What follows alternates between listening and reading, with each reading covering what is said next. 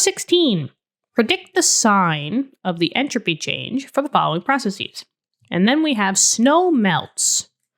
So in this case, we have to find out what that sign of the entropy is going to be.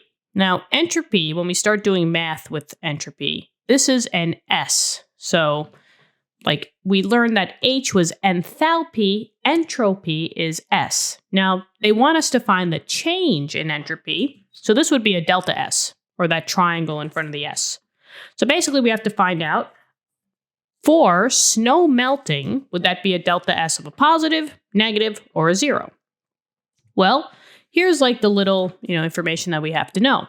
From solid to liquid to gas, since we're going to something that is less random to molecules that are random all over the place, we would be increasing in entropy. And that's why the delta S would be a positive value.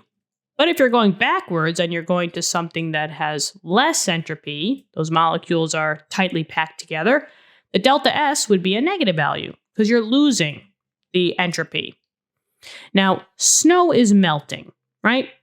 So snow, generally, starts with solid, right? Snow outside, when you pick it up, it's a solid, right?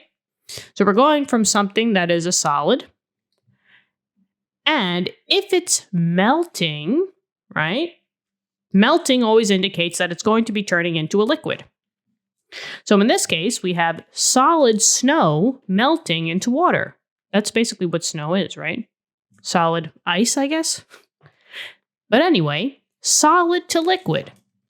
Well, solid to liquid, I'm going from something that is way less entropic, has less entropy, to something that has a medium entropy. So my delta S value, the change in entropy, would have to be a positive. You could also say that this delta S has to be just greater than 0. But since they said, what is the sign, I think a delta S being a positive would, suffice as being the correct answer. But both of these are true. And that's it. I really hope this helped. Let me know in the comments. Thank you so much for viewing the video. Subscribe to the channel. And I look forward to helping you with more lessons in the future. Okay, bye-bye.